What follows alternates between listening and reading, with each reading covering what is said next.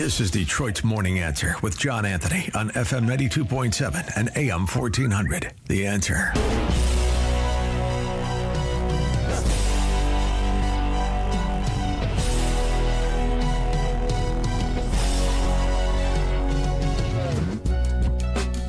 Good morning, Detroit.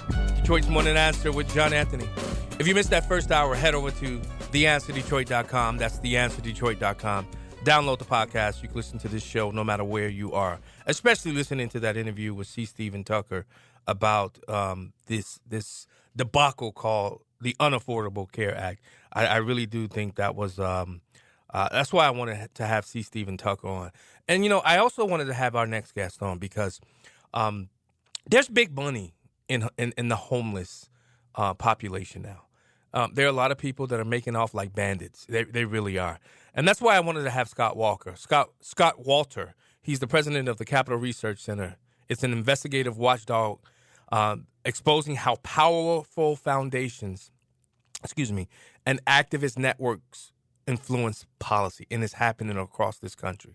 His team's latest report, Infiltrated, the Ideological Capture of Homelessness Advocacy. It reveals how radical ideologies have quietly overtaken America's homelessness sector. We'll unpack how this happened, who's behind it, and what it means for cities trying to reclaim order and compassion.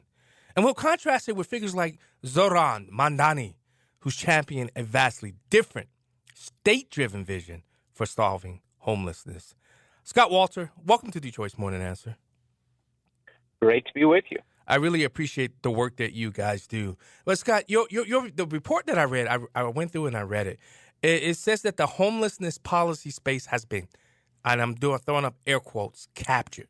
What does that mean, and how far does this capture go? Well, I always start by saying, look, the sector is diverse, right? There actually are some people in the sector who still care about helping folks who are suffering on the street. But then there's the folks who've gotten lots of nutty policy ideas that actually are very counterproductive. And then lastly, you have the worst part, which is the real radicals who don't give a damn about the homeless. They want them as props for their politics.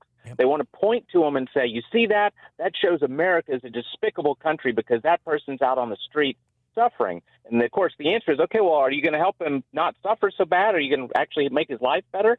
And the answer is, oh, God, no. We want him out there making America look bad, which is a horrible way to treat other people. I agree. What were the red flags? What caught your attention that first signal that these groups advocating for the homeless were actually promoting these extremist agendas? What was it that caught you guys' attention? It's a number of things, right? Sometimes it's that you have groups now mixed up in the homelessness area who supposedly had missions that had nothing to do with homelessness, right? Including, by the way, this is a great one for you guys in Detroit there, people whose biggest passion is just try to abolish the police, which Lord knows that'll make the streets better for everybody, right? Exactly. As a former police officer, I'll tell you, no, I don't think that will. And if you want to send the so-called social workers out there, we'll see how that works, Scott. Well, this is exactly, it doesn't pass the laugh test, right? But by the way, I call this democracy suppression, right? Yes. Big majorities of Americans across the political spectrum, every race and ethnicity, they don't want to abolish the police. Yeah. So if you're fighting for that agenda, you're fighting the democratic majority of this country. And by the way, as you well know, especially in poor neighborhoods where crime's a terrible problem. Oh. The report names movements that have redefined homelessness, not as a housing or addiction crisis, but as an alleged symptom of capitalism and white supremacy. Who are these major organizations and coalitions driving this?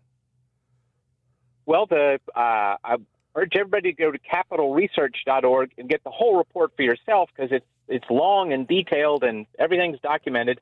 But a couple of the particular crazies would be, for instance, the Sunrise Movement, which was, I thought that was about environmentalism, right? But again, these are all-purpose leftists, right, or everything leftists. They don't care what any particular issue is. They just want an excuse to be out in the streets protesting. or in a courtroom litigating against the Trump administration, or the great line from a '60s radical was, "The issue is never the issue. The issue is always the revolution." Right. Now, the data in this report, it shows cities spending billions under housing, these so-called, and I'm doing air quotes up again, housing first and harm reduction models. But the street homelessness and overdoses are skyrocketing. Why are these policies persist? I mean, how are these policies still being funded when the actual issue in which they were supposed to solve is getting worse? Yeah, this is the thing, right, about ideology. That for the left, ideology is a religion, and these people are real fundamentalists, right? Yeah. That evidence in front of their eyes is meaningless. I've been to D.C. and President Trump got a lot of pushback because he pretty much cleaned up that homeless policy. If you ever been to D.C., they're everywhere and they follow you. They're very aggressive as it relates to trying to get money out of you. You don't get money out of them, they cuss you out. When you think about how President Trump was able to solve that issue in D.C., you look at a lot of these cities. I look at California, specifically San Francisco. Chicago has a huge homelessness problem. What's the model that could be used to solve this issue that nobody's willing to do because they're afraid? Well, you're right. There's, first of all, the straight crime reduction and not having tent cities of homeless is, the very first thing. The second thing is a lot of these folks are, as everybody knows, they've got mental health issues, Yeah. They've got addiction issues. Yep. And, if that's the case, then, we want to be careful about this. I care about civil liberties, but, saying that a schizophrenic's civil liberties is respected by letting him die on the street, a fentanyl addict's civil liberties are being respected by letting him die on the street, that isn't clear that's true to me. I think the answer is that saying, nope, these people have lost the ability to exercise their free will. We need to help them get to a place where they can exercise their free will and not let them just die on the street. Now, Scott Walter, when I was a legislator, this was an issue that was near and dear to my heart, and I'll tell you why. My mom was a drug addict, and I grew up in a very abusive environment where there was a lot of domestic violence going on in my house. And I left my house when I was 13 years old. I bounced from house to house. I've slept in abandoned cars. I've slept in my friends' backyards until one day one of my friend's mother saw that what was happening and she brought me in. So this is something that is like real near and dear to me because I understand. And we have to do something with what's happening out there. And I'm telling you, when I was in Chicago, I lived in Chicago, I would see the issue, the problem, and you're so right. There's so many underlying conditions and issues in this population that when you see all of this money going to fix the problem, not being used to address the problem, that irritates me, Scott Walter. How can the people get involved to ensure that the monies that are being allocated to this actually reach these people and help them become productive in their life again? Well, I always say that tax dollars. Every citizen has a right to say, you cannot take my tax dollars and give it to somebody who's supposed to help reduce suffering unless they can prove that they're reducing suffering, right? I mean, that's flat out. You prove to me that you can, and there are, God knows there are heroes in the homelessness work who turn people's lives around, usually small local groups and not huge national groups, but they exist. Those people should be getting support, and big groups that are great at raising money, at lobbying Congress, at, getting on TV news, getting in the streets, screaming at people. Unless you're helping people's lives turn around, you don't get our tax dollars. I agree. What role did the Grants Pass versus the Johnson Supreme Court case play in revealing this network's coordinated legal strategy? Well, that is a legal case that went all the way to the Supreme Court, and it was a very simple thing. Grants Pass is a town in Oregon that didn't want to have homeless encampments all over its town. And so they cleared them out. And they got sued for doing that by all kinds of lefty groups. And in the end, over 700 lefty groups signed on to legal briefs saying, yeah, this is outrageous. How dare you do that? Wow. And what we did in our report, we give you all the names of those groups, and then we tell you a lot about who's funding them. And again, tons of those groups don't even pretend they're doing anything about homeless. They're just all-purpose lefty groups supporting the ridiculous homeless industrial complex, as my friend Christopher Rufo calls it. I love Christopher. He's an amazing guy. And, you know, once again, you missed in my first hour, I was talking about follow the money. When you follow the money, it shows you everything. I want to get your take on this Fox News report. Bill Asaley, who's out there in California, I want to get your take. I want you to hear it, and I want to get your take about this. Right, with the new Trump-appointed U.S. attorney in Los Angeles launching a new task force to investigate how billions of dollars in homeless funding has been spent. Grand jury subpoenas, even arrests are all on the table. Matt Finn is reporting live from Los Angeles on this. You sat down with the U.S. attorney. What did you learn? Well, Sandra, the Democratic Governor Gavin Newsom and L.A. Mayor Karen Bass, they take a lot of heat for the ongoing homeless crisis here. Well, now there's a new Republican, MAGA-aligned United States attorney here in Los Angeles, Bill Asaley. He just launched a federal probe investigating exactly where California's homeless dollars are going. The FBI and IRS are going to assist. Asaley estimates $24 billion in homeless funding statewide over the past 5 years, much of that spent here in Southern California. We will get to the bottom of it, and if we find that any federal laws are violated, we will arrest and prosecute those individuals involved. The new U.S. attorney points to a recent audit that revealed more than $2 billion in homeless funds is unaccounted for here in L.A. County alone. Scott Walter, how does something like this happen? And do you think that's the approach across this country? I mean, I know that President Trump is taking to try to figure out where all this money is going as it relates to the homelessness crisis.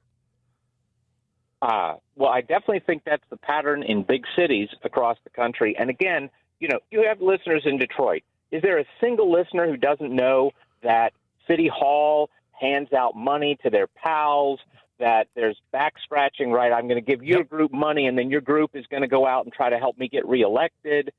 We all know that's the game. Yes. And so I don't want to hear anybody lying to us and saying, oh, no, I'm just a humanitarian helping people who are suffering. No, you're not. Yeah. Now, I grew up in the Chicago political machine, and I saw that with my own eyes and heard it with my own ears. So you are 100% right. But when you look at what happened in New York, Zohran Mamdani winning, he's arguing for this state-controlled housing as a human right. He wants universal rent control and mass public ownership. How does that vision align with or diverge from the ideological forces your report exposes?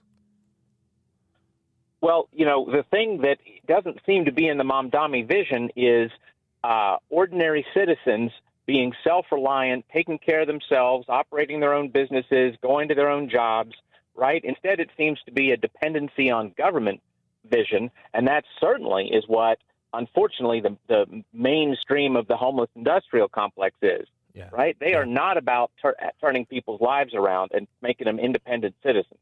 You know, Scott Walter, one of the things I do, I've prided myself in being in radio, I'm in my 7th year in radio, is we point out a problem, but what are the solutions? So my question to you, Scott Walter, what reforms would you propose to restore sanity and results, not just rhetoric, to the homelessness policy? Well, a few things. One, as I said before, there needs to be a real clamor to say not a penny of tax dollars to somebody who cannot prove they make people's lives better. Another thing is that you need to have basic law enforcement, right? When you have needles, you know, people shooting up in broad daylight on the streets, encampments on public property, right? That needs to go away. You need to have humane but serious institutionalization for people who are at a state where they absolutely cannot take care of themselves. I'd say those are the top ones that I would suggest. Well, Scott Walter, where can people find you? I know you gave out the website. Do you guys have social media platforms where people can follow you as well? Absolutely. If you go to capitalresearch.org, you just got to look for the little X thing to click, or the Instagram, or the Facebook. We're on all the social media, and they're all linked at capitalresearch.org. Well, I just linked the article to my social media platform so that people can read it.